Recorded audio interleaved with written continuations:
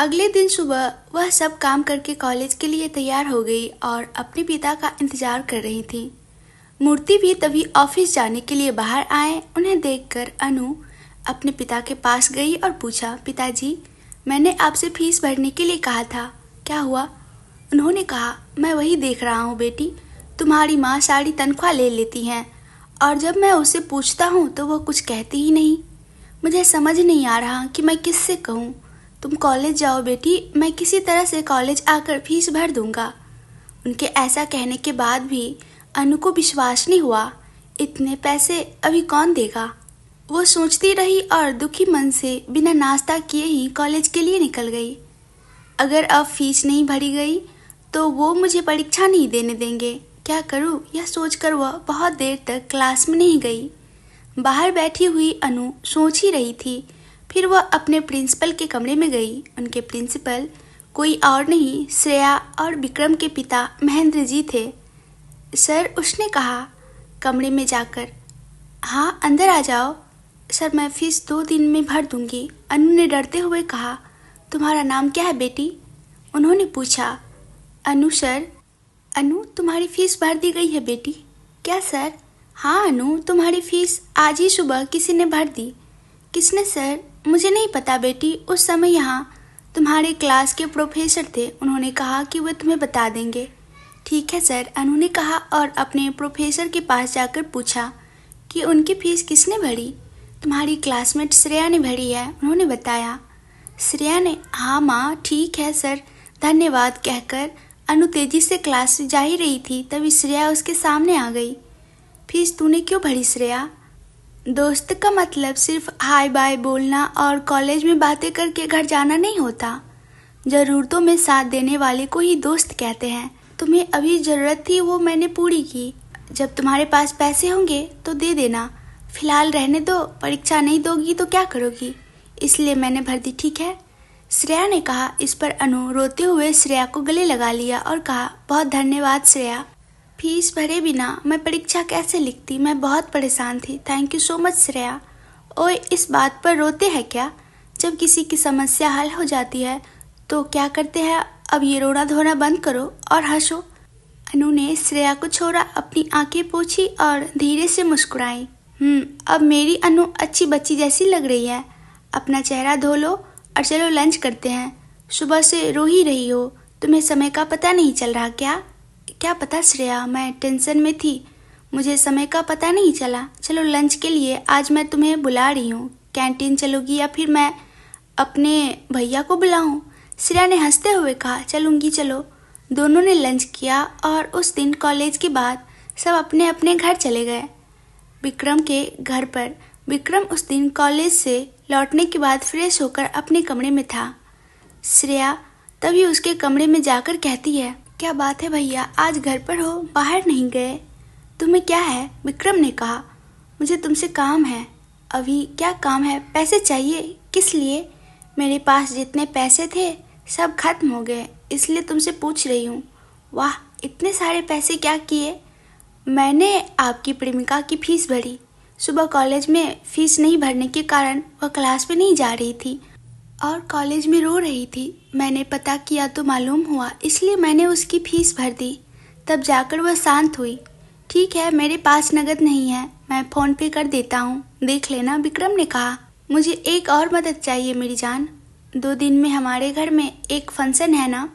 हाँ, उस दिन तेरा जन्मदिन है और हमारी कंपनी की सालगिरह भी है ना?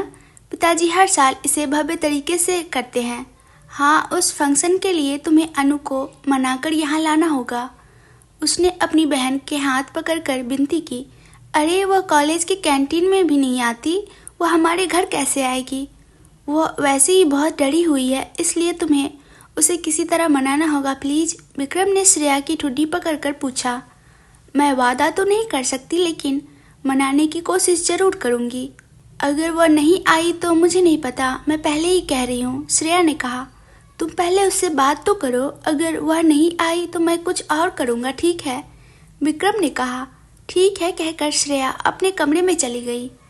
अगले दिन विक्रम का काम याद करके श्रेया धीरे से अनु को मनाने में लग गई। अनु, उसने धीरे से पुकारा। हाँ, क्या है श्रेया? कुछ नहीं, हमारे घर में परसों एक छोटा सा फंक्शन है। मैं तुम्हें भी आमंत्रित कर रही हूँ, तुम जरूर आना। क्या फंक्शन है श्रेया? यह हमारी कंपनी की वर्षगांठ है और एक और ख़ास बात भी है।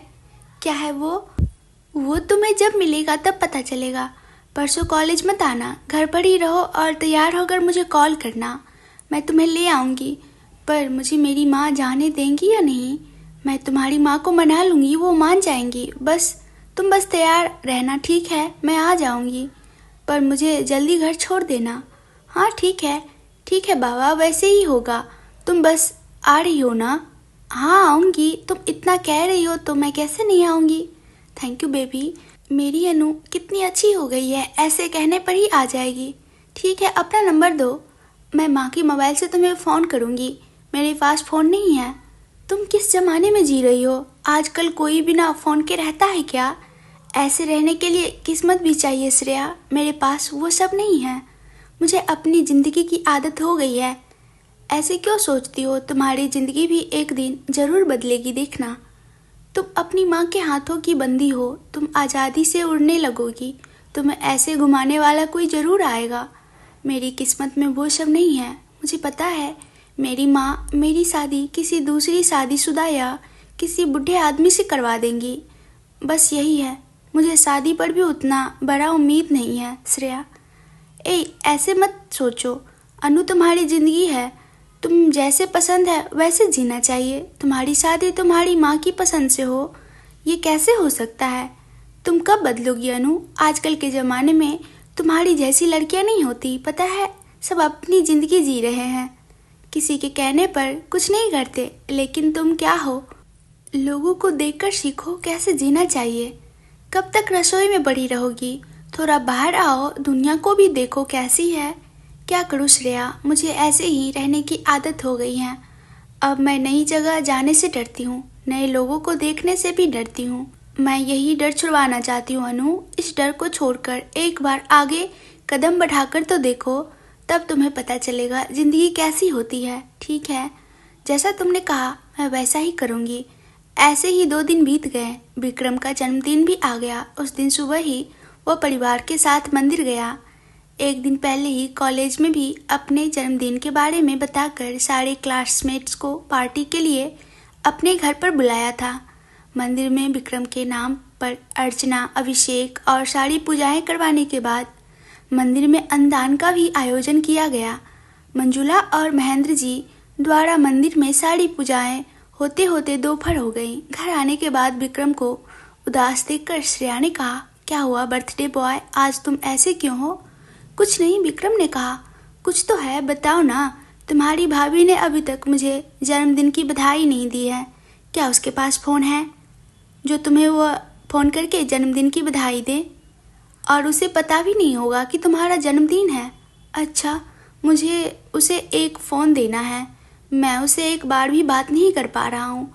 अगर फ़ोन होता तो मैं बात कर पाता, विक्रम ने कहा। तुम उसे फ़ोन कैसे दोगे? अगर तुम दोगे तो क्या वो लेगी? मुझे कोई योजना बनानी होगी। योजना बनाकर मुझे उसके हाथ में फ़ोन देना होगा। आज निश्चित रूप से सोचूंगा और कल के लिए एक अच्छी योजना बनाऊंगा, विक्रम ने कहा। ठीक है, थक गए हो, थोड़ी देर आराम करो भैया, शाम को फिर पार्टी है ना? ठीक है, तुम सही समय पर जाकर उसे ले आओ, वह अपने कमरे में जाते हुए बोला। बाबू, मुझे याद है, मैं जाऊंगी और तुम्हारी पत्नी को लेकर आऊंगी, ठीक है? ठीक है कहते हुए विक्रम थोड़ी देर आराम किया और शाम तक फंक्शन की सारी व्यवस्था उनके घर के बगीचे में अच्छी तरह से पूरी हो गई और सारे काम भी। श्रेया भी तैयार होकर अनु को लाने के लिए उनके घर के लिए निकली और विक्रम भी उठकर फ्रेश होकर पार्टी के लिए तैयार हो रहा था। तभी जय विक्रम के कमरे में आया। हैप्पी बर्थडे कहकर विक्रम को गले लगाया। धन्यवाद। जय ने पूछा, अरे बर्थडे पार्टी कब है भाई? अरे लालजी, थोड़ी देर रुक जा, पार्टी शुरू होने दे। ऐसा है तो ठीक है भाई, लेकिन क्या तुमने अपने जन्मदिन के लिए मेरी बहन को बुलाया? मैंने नहीं बुलाया, श्रेया ने बुलाया। उसे नहीं पता कि मेरा जन्मदिन है, विक्रम ने दर्पण में देखते हुए और अपने कोट को ठीक करते हुए कहा। तो ये आश्चर्य की बात है मेरी बहन के लिए। यह आश्चर्य होना चाहिए, है ना? मेरा जन्मदिन है, इसलिए पहले देखना होगा कि वह क्या करती है। मुझे उनकी शरारतें देखनी है। विक्रम ने धीरे से हंसते हुए कहा, क्या है ये? मेरी बहन का नाम सुनते ही तुम्हारा चेहरा चमक उठता है। यह सब तुम्हारी बहन की कृपा है बाबू, उसने मुझे ऐसा कर दिया है। किसी से न पटने वाले हमारे विक्रम बाबू को अपनी नज़रों से गिरा दिया। मेरी बहन कितनी भी हो महान है भाई। गिरा दिया मतलब? अरे मैंने कुछ नहीं कहा, मैं बस उस पर गिर गया। विक्रम ने कहा, जो भी हो तुम मेरी बहन पर गिर गए। बस इतना ही नहीं, यह सारा श्रेय भी मेरी बहन को जाता है। जैसा तुम चाहो यार, तुम्हारी बहन के आने का समय हो गया है, चलो देखते हैं। विक्रम ने जैक को लिया और बाहर चला गया। इससे 20 मिनट पहले श्रेया कार लेकर अनु के घर के लिए निकली थी।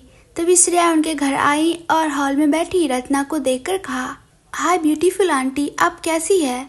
उसने आते ही रत्ना को अपनी बातों से मोहित कर लिया। उसे ब्यूटीफुल कहने पर वह फूली नहीं समाई और बोली, ओह लड़की तुम हो, कैसी हो बच्ची? रत्ना ने श्रेया से पूछा। मैं अच्छी हूँ आंटी, जब मैं पिछली बार आई थी उससे भी ज़्यादा खूबसूरत लग रही हैं आप। क्या बात है, आप खाना खाती है या खूबसूरती खाती हैं?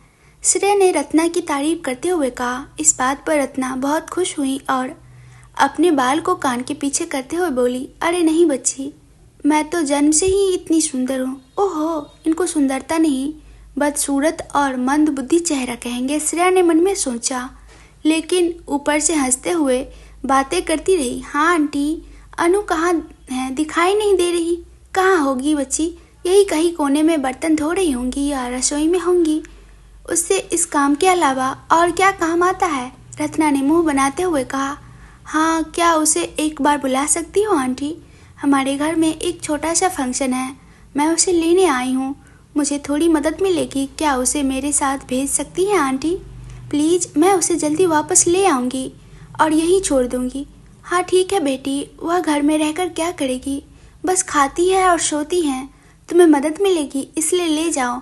अपना काम खत्म करके उसे वापस छोड़ देना। ठीक है आंटी, बहुत बहुत धन्यवाद, श्रेया ने कहा और अनु के कमरे में भाग गई।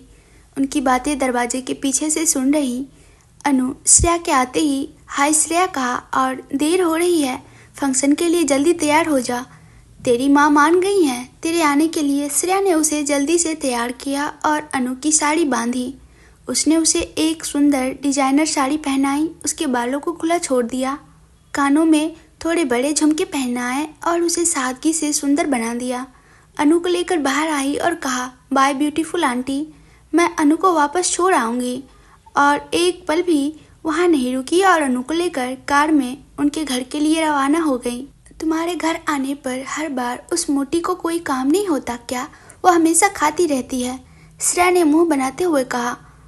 और क्या काम होगा श्रेया, घर का सारा काम तो मैं ही करती हूँ, उसे कोई और काम नहीं होता। अनु ने कहा, असल में उसे इतना मोटा तुम ही बनाती हो, तुम ही उसे कोई काम नहीं करने देती।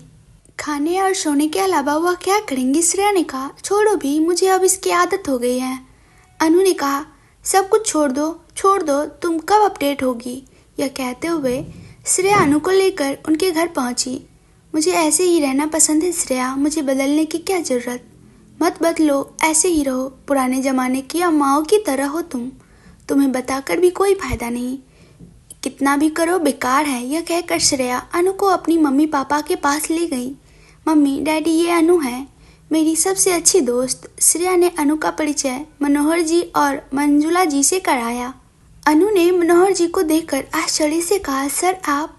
हाँ अनु, मेरे पिताजी हमारे प्रिंसिपल है। श्रेया ने हंसते हुए कहा, लेकिन तुमने मुझे क्यों नहीं बताया?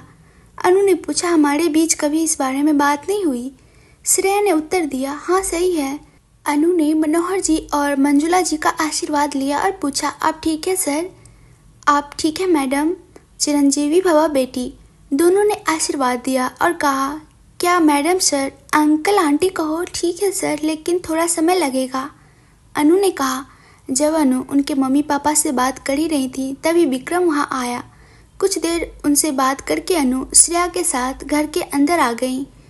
ओए अनु, हाँ क्या है? आज एक और विशेष बात भी है, मैंने कहा था ना।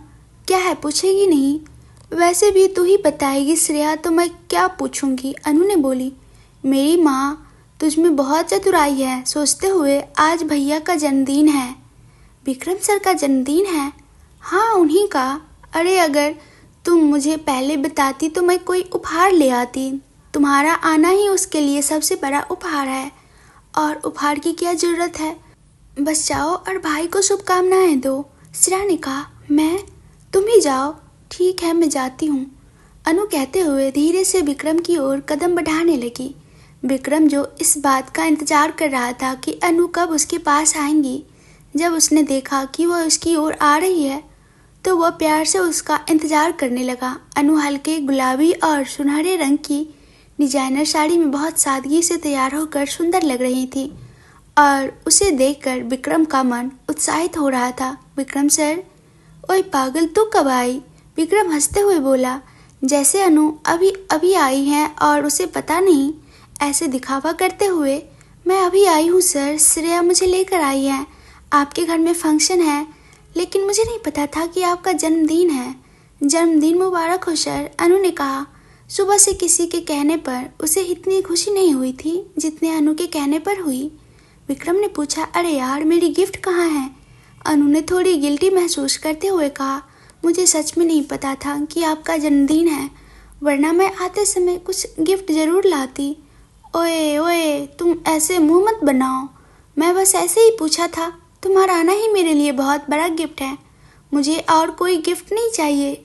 ठीक है, पार्टी का आनंद लो, मैं अभी आता हूँ, मेरे दोस्त बुला रहे हैं, विक्रम ने कहा और चला गया। अनु ने मन में सोचा, इतने बड़े होकर भी, प्रिंसिपल के बच्चे होकर भी ये दोनों मेरा कितना ख्याल रखते हैं। इनमें कोई छल कपट नहीं है, इनका मन कितना साफ है। विक्रम के जाने के बाद श्रेया अनु के पास आई और कहा, अनु चलो, मैं तुम्हें अपना घर दिखाती हूँ। अरे नहीं श्रेया, मैं यहीं ठीक हूँ, घर में सारे रिश्तेदार हैं, मुझे डर लग रहा है, मैं उन सब के बीच नहीं जाना चाहती। अरे कुछ नहीं होता, चलो तुम्हें घर तो दिखाती हूँ। और अनु को खींच कर ले गई। वहाँ सब लोग मॉडर्न ड्रेस और मॉडर्न साड़ी पहने हुए थे, फिर भी सबकी नज़र अनु पर ही थी। अनु मॉडर्न और ट्रेडिशनल दोनों लुक में बहुत सुंदर लग रही थी। उस फंक्शन में वही सबसे खास थी। अनु ने डरते हुए कहा, श्रेया, मैंने तुमसे कहा था ना, देखो सब मुझे कैसे देख रहे हैं, इसलिए मैं ऐसे फंक्शन में नहीं आती। मैंने तुमसे कहा था ना, अब देखो, प्लीज़ मुझे यहाँ से घर ले चलो श्रेया। श्रेया ने कहा, अरे कुछ नहीं होता, रुको। तभी श्रेया के पास एक लड़की आई और कहा, श्रेया, तुम्हें आंटी बुला रही है। श्रेया ने कहा, जाकर कह दो कि मैं थोड़ी देर में आती हूँ। नहीं श्रेया, कुछ ज़रूरी काम है इसलिए बुला रहे हैं। कहते हुए, अनु प्लीज़ तुम यहीं रहना, मैं 2 मिनट में आती हूँ। अनु को छोड़कर श्रेया मंजुला जी के पास गई। अनु वहाँ डरी हुई सी खड़ी थी, सब लोग ड्रिंक्स कर रहे थे। तभी अनु के पास कुछ फुसफुसाहट सुनाई दी। अनु उस तरफ गई। अनु ने देखा वहाँ निशा और उनकी दोस्त प्रीति दोनों थी। निशा जूस के ग्लास में कुछ पाउडर मिला रही थी। अरे ये क्या कर रही है निशा, तो इसमें क्या मिला रही है? ये ज़्यादा पीने से खतरनाक है, प्रीति ने कहा। कुछ नहीं होता, तो रुक जा, आज मेरा होकर रहेगा, यही एक तरीका है, निशा ने कहा और जूस का ग्लास में सेक्सुअल ड्रग्स मिला रही थी विक्रम के लिए, ताकि वह उसे पा सके। यह सब देखकर अनु को समझ नहीं आया कि निशा किसके लिए वो मिला रही है। अनु ने वहाँ देखकर सोचा, शायद विक्रम सर ने अपने क्लासमेट्स को पार्टी में बुलाया होगा। विक्रम का जन्मदिन है, ये क्लास में सबको पता चलने पर सबने पार्टी मांगी तो विक्रम ने कहा कि घर पर पार्टी है और सबको अपने घर पर बुलाया। उस दिन सब लोग विक्रम के घर आ गए। बिना केक काटने जैसा कुछ किए मनोहर जी ने सबसे बातें की और सबको पार्टी का आनंद लेने के लिए कहा। सब लोग पार्टी का आनंद ले रहे थे, कुछ खा रहे थे, कुछ पी रहे थे, कुछ नाच रहे थे, सब अपने अपने काम में व्यस्त थे। अभी अभी निशा को एक कमरे में जाते हुए अनु ने देखा। अनु को पता नहीं था कि वह किसको वह ड्रिंक देने जा रही हैं। वहाँ पर जो कोई भी हो उन्हें बचाना है, यह सोचकर अनु निशा के पीछे पीछे जाती हैं, लेकिन उसे समझ नहीं आया कि निशा किस कमरे में है। फिर उसे दूसरे कमरे में ज़ोर से बातें करने की आवाज़ सुनाई दी तो वो वहाँ गई, लेकिन वहाँ विक्रम अकेला सिर पकड़कर बिस्तर पर बैठा था। निशा आखिर कहाँ चली गई? यह देखते हुए, यह सोचकर कि वह इस कमरे में है, वह चारों ओर देखती हुई विक्रम सर को पुकारा, विक्रम सर। विक्रम वह पुकार भी नहीं सुनाई दी। उसका सर बहुत भारी और धुंधला सा, अरे असल में किसी की बात सुनाई नहीं दे रही थी। उसकी आंखों के चारों ओर कितना धुंधला दिखाई दे रहा था। अनु ने 4-5 बार विक्रम को पुकारा, फिर भी विक्रम की ओर से कोई जवाब नहीं आया। अरे सर को क्या हुआ? वह सिर पकड़कर बैठे हैं, यह सोचकर वह उसके पास गई। तब वह सामने की हलचल से विक्रम उठ खड़ा हुआ और अनु को देखा, लेकिन उसका चेहरा भी उसे धुंधला दिखाई दे रहा था। उसने अपनी आंखें कसकर बंद की और खोली।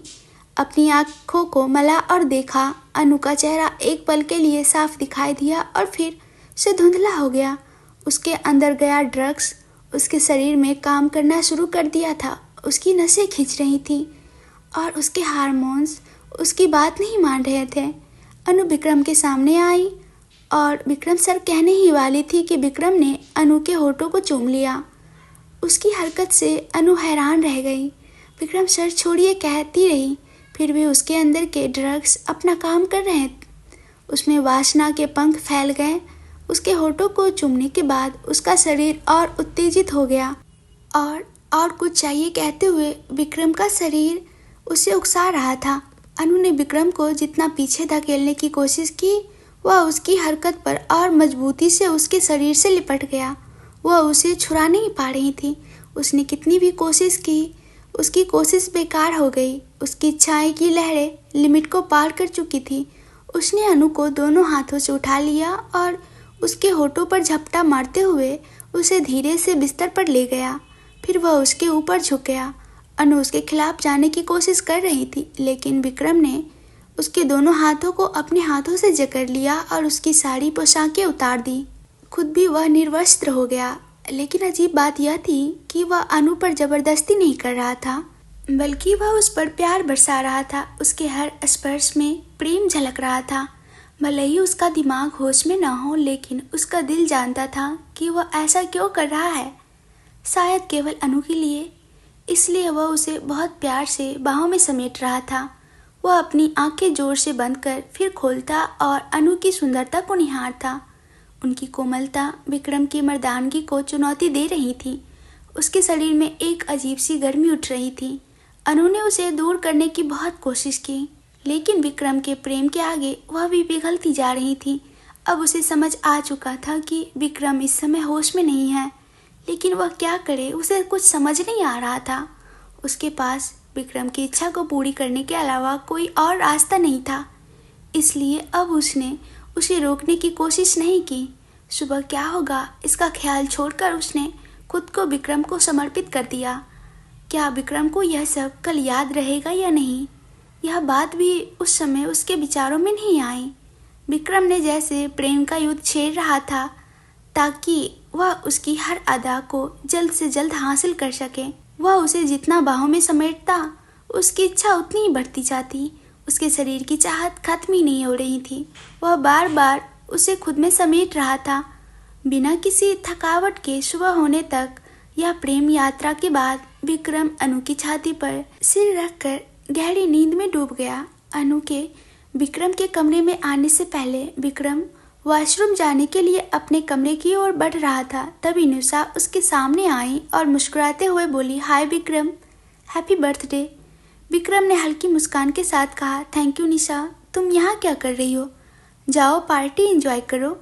निशा बोली, मैं तो बस जूस लेने आई थी, ये लो तुम भी पी लो। विक्रम ने हल्के से सर हिलाते हुए कहा, नो थैंक यू निशा, अभी मुझे कुछ नहीं चाहिए। निशा हंसते हुए बोली, अरे तुम वैसे भी हमारे साथ पार्टी में नहीं आते, कम से कम ये जूस तो मेरे साथ पी सकते हो विक्रम। विक्रम को समझ आ गया कि अगर उसने यह नहीं पिया तो निशा उसे इतनी आसानी से छोड़ने वाली नहीं है। इसलिए उसने पूरा जूस खत्म किया। फिर ग्लास निशा के हाथ में देते हुए मुस्कुराकर पूछा, अब खुश? निशा ने आंखें चमकाते हुए कहा, ओह बहुत खुश विक्रम। विक्रम ने कहा, ठीक है निशा, मैं अपने कमरे में जा रहा हूँ, तुम पार्टी एंजॉय करो। यह कहकर वह अपने कमरे में चला गया। लेकिन जैसे ही विक्रम वॉशरूम गया, जूस में मिली ड्रग ने अपना असर करना शुरू कर दिया। विक्रम के जाने के 5 मिनट बाद निशा भी वहां से जाने का सोच ही रही थी, लेकिन इसी बीच किसी ने उस कमरे में प्रवेश किया और दरवाज़ा लॉक हो गया। जब निशा विक्रम के कमरे तक पहुंची तो उसने देखा कि दरवाज़ा अंदर से बंद था। अब वह सोचने लगी, विक्रम आखिर गया कहाँ? क्या वह अंदर है या कहीं बाहर चला गया? कई मिनट तक वह वहीं खड़ी रही, लेकिन जब कोई हलचल नहीं हुई तो वह आखिरकार नीचे चली गई। निशा को विक्रम कहीं नजर नहीं आया, इसलिए वह नीचे चली गई। उसे घबराया हुआ देख प्रीति तुरंत पूछा, क्या हुआ निशा, सब ठीक तो है ना? निशा चिंतित स्वर में बोली, मैंने उसे जूस दिया, उसने पी भी लिया, लेकिन वह अब कहीं दिख नहीं रहा। मैंने सारे कमरे चेक किए, लेकिन विक्रम कहीं नहीं है। प्रीति का चेहरा भी चिंता से भर गया। क्या अगर उसने जूस पिया तो वह अब उसे खुद पर कंट्रोल नहीं रहेगा? फिर वह अब कहाँ होगा? निशा परेशान होकर बोली, यही तो समझ नहीं आ रहा। वह पार्टी में भी नहीं है। मैं एक बार फिर जाकर देखती हूँ, तुम यहीं रहो। फिर निशा दोबारा ऊपर गई, लेकिन कुछ देर बाद वह गुस्से में अपना फ़ोन देखती हुई नीचे आई। वह प्रीति से सख्त लहजे में बोली, अब हमें यहाँ से निकलना होगा, चलो हम घर चलते हैं। प्रीति चौंक गई, लेकिन विक्रम का क्या? उसकी हालत अब कैसी होगी? निशा ने रूखी आवाज़ में कहा, वो हमारा सिर दर्द नहीं है, वह खुद संभाल लेगा। हमें यहाँ रुकना सेफ नहीं है, चलो जल्दी करो। इतना कहकर निशा प्रीति को वहाँ से खींचकर बाहर ले गई और दोनों घर के लिए निकल पड़ी। पार्टी खत्म होने के बाद भी जब विक्रम कहीं नहीं दिखा तो सभी ने सोचा कि शायद वह पहले ही जाकर सो गया होगा, इसलिए उसके दोस्तों ने बिना उसे बताए ही वहाँ से निकलने का फैसला लिया। जय ने कुछ देर उसका इंतजार किया, लेकिन जब विक्रम नहीं आया तो उसने सोचा कि वह कहीं और चला गया होगा, और फिर वह भी चला गया। श्रेया भी अनु को पूरे घर में ढूंढती रही, लेकिन जब वह उसे कहीं नहीं मिली और उसे अब अच्छा भी नहीं लग रहा था तो वो भी अपने कमरे में चली गई। कुछ घंटों बाद पार्टी खत्म होने के बाद जब सभी लोग अपने अपने कमरे में चैन की नींद से सो रहे थे और सूरज निकलने में अभी 2 घंटे बाकी थे, तब अनु की आंखें धीरे धीरे खुली। उसके शरीर पर भारी सा महसूस हो रहा था। उसने हल्के से अपनी आंखें खोली और देखा उसके सीने पर दुनिया जीतने जैसी शांति और संतोष के साथ विक्रम गहरी नींद से सो रहा था। अनु को कुछ समझ नहीं आ रहा था, यह सब कैसे हुआ, वह यहाँ कैसे पहुँची। उसे याद आया कि वह सिर्फ उसकी मदद करने आई थी, लेकिन अब उसकी खुद की हालत ऐसी हो गई थी। आंखों में आंसू लिए उसने धीरे से अपने गालों पर बह रहे बूंदों को पोंछा, फिर विक्रम को बेड पर ठीक से सुलाया। धीरे से उठकर नीचे गिरे, अपने कपड़े पहने और एक बार फिर विक्रम की तरफ देखा। वह अब भी बेहोश था। उसे इस बात की कोई खबर नहीं थी कि रात को क्या हुआ। अनु ने उसे ऐसे ही छोड़ने का फैसला किया। उसने विक्रम को भी कपड़े पहनाए, उसने अच्छी तरह से कंबल ओढ़ाया और फिर चुपचाप उस कमरे से निकल गई। वह नहीं जानती थी कि वह वहाँ से कैसे घर पहुँची। वह जैसे ही बाहर आई, वहाँ एक ऑटो खड़ा था। बिना कुछ सोचे उसने उसमें बैठकर अपने घर का पता बता दिया और चुपचाप वहाँ से निकल गई।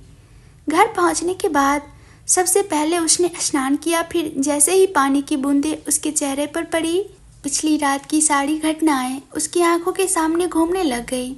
उसकी आंखों से आंसू थमने का नाम ही नहीं ले रहे थे। क्या विक्रम सर को यह सब याद रहेगा? आखिर मेरे साथ ही ऐसा क्यों हुआ? मैं तो आपको बचाने आई थी, फिर खुद ही इस हालत में कैसे आ गई? इन सवालों के साथ अनु बस रोए जा रही थी। अपने दिल का दर्द किसी से कह नहीं पा रही थी। अनु अपने बालों में हाथ डालकर जोर से पकड़ ली और फूट फूट कर रोने लग गई। मैं तो सिर्फ मदद करने गई थी, लेकिन अब मेरी ज़िंदगी ही बर्बाद हो गई। अब मैं क्या करूं? वो सोच ही नहीं पा रही थी कि आगे क्या करना चाहिए। जब वह घर पहुंची तो वहाँ कोई नहीं था। सबने यही सोचा कि वह रात में ही आ गई होगी। रत्ना के जागने से पहले अनु ने पूरे घर का काम निपटा दिया, खाना बनाकर सबके लिए रख दिया और फिर धीरे से बोली, माँ आज मुझे बुखार लग रहा है, मैं कॉलेज नहीं जाऊंगी। इतना कहकर वह अपने कमरे में चली गई और दरवाज़ा अंदर से लॉक कर लिया। पूरा दिन कमरे से बाहर नहीं निकली। रत्ना के घर के सारे काम देखे तो उसने कुछ नहीं कहा। शाम तक अनु बिस्तर पर पड़ी रही। उसके शरीर पर पड़े निशानों को छूते हुए वह रोती रही। उसी हालत में उसे नींद आ गई। उधर विक्रम की नींद दोपहर 12 बजे खुली। उसका शरीर भी भारी लग रहा था। अब भी हल्की हल्की कमजोरी और चक्कर जैसा महसूस हो रहा था। वह उठकर बैठा और अपने चारों तरफ देखने लगा। मैं यहाँ कब आया, क्या हुआ था रात को? उसने याद करने की कोशिश की, लेकिन उसे बस इतना ही याद आया कि उसने जूस पिया था, फिर वॉशरूम गया था और उसके बाद सीधा बेड पर आकर गिर पड़ा था। उसके बाद क्या हुआ उसे कुछ भी याद नहीं आ रहा था।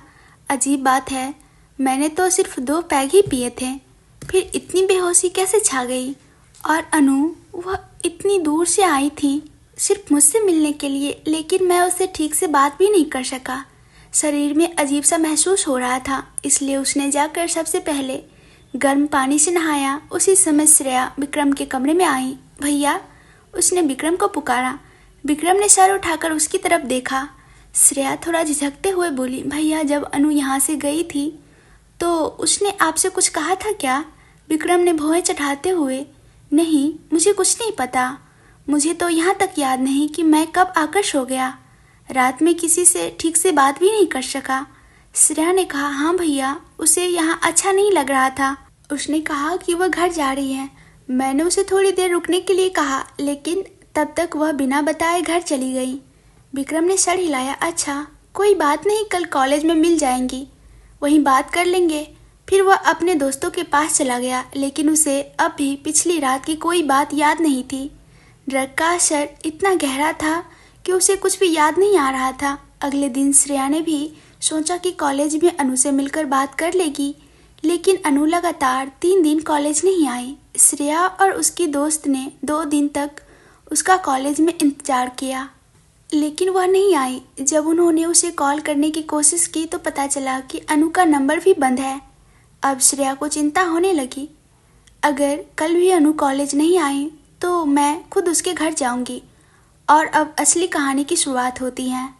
अगले दिन अगर अनु कॉलेज नहीं आई तो श्रेया ने ठान लिया था कि वह खुद उसके घर जाएगी, लेकिन उसी तरह एक और दिन बीत गया। श्रेया और जय सुबह ही कॉलेज आ गए और अनु का इंतजार करने लगे, जैसे चकोर पक्षी चंद्रमा का इंतजार करते हैं। आखिरकार उसकी नजरें उसे ढूंढने में सफल रही। अनु कॉलेज में कदम रखा। जैसे ही विक्रम ने उसे देखा, उसका चेहरा एकदम चमक उठा, जैसे किसी ने फ्लड लाइट जला दी हो। वह उत्साहित होकर बोला, श्रेया मेरी पगली, देख वह आ गई। श्रेया ने आंखें घुमाकर कहा, अरे मुझे भी दिख रहा है, मुझे भी आंखें हैं। विक्रम तो बस अनु को ही देखता रह गया और श्रेया धीरे से एक तरफ हटकर जय के पास गई। जय ने उसे गंभीरता से देखा और पूछा, क्या हुआ? श्रेया ने मुस्कुराकर कहा, क्या हुआ? अरे वहाँ वो पगला अनु से बात करने के लिए मरा जा रहा है, इसलिए मैंने सोचा हम वहाँ क्यों खड़े रहें, इधर चलो। जय ने कहा, अच्छा, मैं तो अपने दोस्तों के पास जा रहा हूँ। श्रेया ने उसे घूरते हुए कहा, अरे क्या बात कर रहा है, समझ में नहीं आता क्या? मुझसे बात करने में इतनी तकलीफ क्यों हो रही है? जय ने ठंडी आवाज में कहा, मुझे तुमसे बात ही नहीं करनी तो कैसे करूँ? श्रेया भड़क गई। अच्छा, बाकी सब लड़कियों से तो मजे से हंस हंस कर बातें करता है, मेरे से ही क्या दिक्कत है? जय गहरी सांस लेकर बोला, कोई दिक्कत नहीं है, बस मैं जा रहा हूँ। श्रेया ने उसकी कलाई पकड़ी और तिरछी नजरों से देखते हुए पूछा, तो क्यों मुझे दूर कर रहा है जय? जय झुंझलाकर बोला, श्रेया, मैंने तुझे पहले ही 100 बार समझाया है कि हमारे बीच ये सब चीजें नहीं हो सकती, प्लीज समझ। श्रेया की आंखों में हल्की शरारत आई। आई लव यू जय। जय ने निराशा से उसकी तरफ देखा और कहा, क्यों क्यों तू मेरे पीछे पड़ी हो श्रेया? श्रेया मुस्कुराई, क्योंकि मैं तुझे पसंद करती हूँ। जय ने गुस्से में कहा, ये सब छोड़ और अपनी पढ़ाई पर ध्यान दे। श्रेया ने शरारत से पूछा, अगर मैं अच्छे से पढ़ाई करूँ तो तू मुझसे प्यार करेगा? जय ने सर पकड़ लिया और कहा, पहले यहाँ से जा। श्रेया को वहाँ से जबरदस्ती भेजने के बाद जय भी अपने दोस्तों के पास चला गया। उधर अनु जैसे ही विक्रम को देखती हैं, उसकी आंखों के सामने उस रात की सारी घटनाएं घूमने लगती हैं। अनु अपने बैग को कसकर पकड़ते हुए सोच रही थी, अगर उसे यह सब याद होता तो वो इन 2 दिनों में मुझसे मिलने हमारे घर जरूर आता। तभी विक्रम उसकी ओर आया और मुस्कुराते हुए बोला, हाय पगली, क्या बात है? उस दिन फंक्शन में बिना कुछ कहे ही घर चली गई, कम से कम श्रेया को तो बता देती। फिर उसने आगे कहा, मैं तो सोच रहा था कि तुम्हारे साथ और थोड़ा वक्त बिताऊंगा, लेकिन बात करने का भी टाइम नहीं मिला और फिर मैं जल्दी ही सो गया था।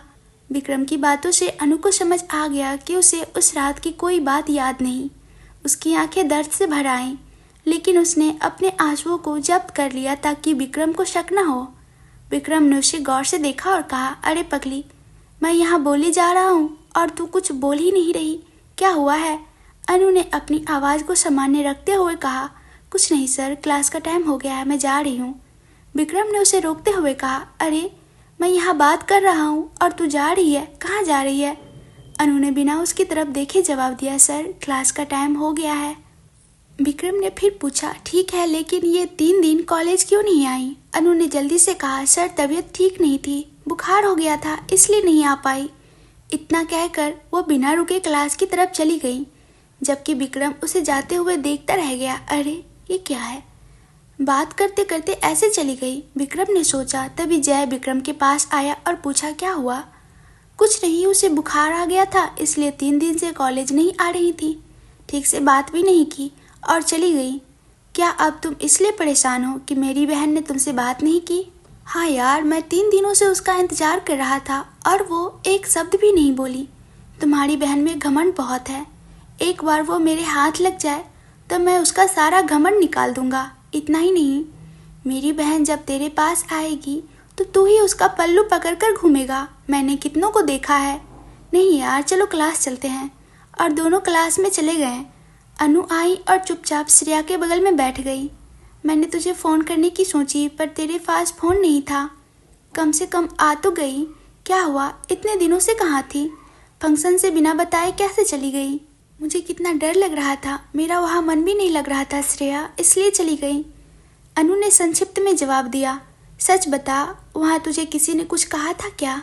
श्रेया ने शंका से पूछा। ऐसा कुछ नहीं है श्रेया, मुझे ऐसी पार्टियाँ पसंद नहीं, इसलिए चली गई। उसने कहा, ठीक है, पर इतने दिन कॉलेज क्यों नहीं आई? बुखार था श्रेया, इसलिए नहीं आई। ओह, क्या आप ठीक है? मैंने फ़ोन किया था, काश मैं घर आकर देखती। कोई बात नहीं श्रेया, मैं अब ठीक हूँ। सर के आते ही दोनों चुप हो गए। अनु अपने दुख को छुपाने की कितनी भी कोशिश करे, वह उसमें सफल नहीं हो पा रही थी। अनु को डर था कि कहीं सभी उसके आंसू देख न लें, इसलिए वह वहाँ से वॉशरूम चली गई। वॉशरूम में जाकर वह आईने के सामने खड़ी हो गई और रोते हुए खुद से सवाल करने लगी, आखिर मेरे साथ ही ऐसा क्यों हो रहा है? अब मैं क्या करूं भगवान? वह बहुत देर तक ऐसे ही रोती रही, फिर उसके चेहरे पर पानी के छींटे मारकर बाहर आ गई। जैसे ही अनु बाहर आई, उसके सामने कोई खड़ा था। वह उसे देखकर एक तरफ हट गई और बाहर जाने लगी। ओए, कहाँ जा रही है? निशा ने उसे चिढ़ाते हुए अंदाज में पुकारा। क्या है? अनु ने गुस्से से निशा की तरफ देखा। क्या हुआ? अब तुम ऐसे देखोगी तो मैं डर जाऊंगी। निशा ने अनु को पीछे धकेल दिया। धक्के से अनु गिरते गिरते बची। उसने दीवार का सहारा लेकर खुद को संभाला। निशा ने गुस्से से अनु से कहा, तुम्हें क्या चाहिए? अनु ने भी बिना हिचकिचाए जवाब दिया, मुझे क्या चाहिए ये मायने नहीं रखता, पहले तुम ये बताओ कि तुम्हें क्या चाहिए। तुम जैसे घटिया लोग हमारे जैसे अमीर लोगों के पारिवारिक समारोह में क्यों आते हो? बेशर्मी से विक्रम के घर पर फंक्शन में क्यों आई थी? निशा ने गुस्से से अनु को दीवार से लगा दिया और उसका गला पकड़ लिया। क्या तुम्हें शर्म नहीं आई इतने बड़े घर में आने में? अनु छूटने के लिए छटपटा रही थी। क्या कर रही हो, छोड़ो मुझे। आधे घंटे तक दोनों के बीच बहस होती रही। इसके बाद अनु क्लास में रुकना नहीं चाहती थी। उसने अपना बैग उठाया और सर से इजाज़त लेकर घर चली गई। श्रेया ने उसे रोकने की कोशिश की, लेकिन वह नहीं रुकी। श्रेया सोचने लगी, ये क्या हुआ, इसे क्या हो गया जो ऐसे घर चली गई? सुबह भी उदास थी, आखिर क्या हुआ होगा? अनु इतना रो रही थी कि उसे घर कैसे पहुंची उसे पता भी नहीं चला। उसके आंसू थमने का नाम ही नहीं ले रहे थे। वह इतना रोई कि बेहोश होकर अपने कमरे में गिर पड़ी। विक्रम जल्दी से क्लास से बाहर आया और अनु का इंतजार करने लगा। श्रेया को अकेले आते देख विक्रम ने सोचा, ये क्या बात है, मेरी पगली कहाँ चली गई? श्रेया उसके पास आते ही विक्रम ने पूछा, अनु कहाँ है? वह दोपहर में ही चली गई, पता नहीं, सुबह से बहुत उदास थी। मैंने पूछा कि क्या हुआ तो भी नहीं बताया, लगता है रो रही थी। उसकी आंखें लाल हो गई थी। श्रेया भी उदास थी। क्या बात है, वो रो रही थी और तुमने पूछा भी नहीं क्या? मैंने पूछा भैया, लेकिन भाभी ने मुझे कुछ नहीं बताया। ये क्या बात हुई? मुझे आज उससे बात करनी थी और वो ये सब कर रही हैं। विक्रम चिढ़कर घर चला गया। अनु बेहोश होकर गिर पड़ी थी। उसे होश भी नहीं था। शाम को रत्ना आई और अनु के कमरे का दरवाजा खटखटाया। तब अनु को धीरे से होश आया और उसने दरवाजा खोला। क्या इतनी देर तक सो रही हो? इस समय भी? जा जाकर कॉफी बना। रत्ना ने गुस्से में कहा। माँ, मेरे पेट में दर्द हो रहा था। मैं दोपहर में कॉलेज से आकर सो गई थी। मेरी नींद ही नहीं खुली। अनु ने कहा, चलो यूं ही पड़े रहने से और ज़्यादा तकलीफ होगी। जाओ कुछ काम करो, रत्ना ने कहा और टीवी देखने बैठ गई। माँ, वो कह रही है कि उसके पेट में दर्द है। क्या एक दिन कॉफ़ी बनाकर पी लेने से कुछ हो जाएगा? वैष्णवी ने चिढ़कर कहा। बिना काम धाम के पड़े रहने से ऐसे ही रोग होते हैं। थोड़ा काम करने दो उसे, रत्ना ने कहा। वह 24 घंटे घर का काम ही करती रहती हैं और तुम जरा सी भी देर के लिए भी अपनी जगह से नहीं उठती। तुम्हें कितने रोग होने चाहिए। एक बार देखा है अपना शरीर कैसे गुब्बारे की तरह फूला हुआ है। मैं पहले ही कह रही हूँ, ऐसे ही रहोगी तो कभी हार्ट अटैक आ जाएगा। अपनी सहेली के साथ फ़ोन पर चैट करते हुए बोली। क्या मतलब, क्या मैं मर जाऊँ? ऐसा चाहती हो? रत्ना ने अपनी बेटी से कहा। मैं ये नहीं कह रही कि तुम मर जाओ, मैं कह रही हूँ कि तुम ऐसे ही रहोगी तो मर जाओगी। क्या हुआ? ओए, कॉफ़ी बनी या नहीं? फिर से अनु को आवाज़ दी। हाँ, आ रही हूँ माँ। अनु कॉफ़ी लेकर आई और रत्ना को और साथ ही वैष्णवी को भी दी। अनु, तू भी कॉफ़ी पी ले। कोई काम होगा तो कल कर लेना। बहुत थकी हुई ही लग रही हो। आज मैं खाना ऑर्डर कर देती हूँ, तू जाकर आराम कर ले। वैष्णवी ने कहा। बाहर से क्यों मंगवाना है? रत्ना ने चिल्लाई। आप लोगों से थोड़ा बात करने के लिए कुछ सवाल जवाब कर लेते हैं।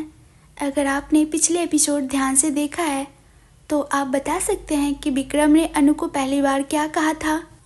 और हाँ, अगर आप इस वीडियो पे कमेंट नहीं करना चाहते हैं तो ज़रूर कमेंट करके बताइएगा और वीडियो को लाइक एंड चैनल को सब्सक्राइब करना बिल्कुल भी ना भूलिएगा।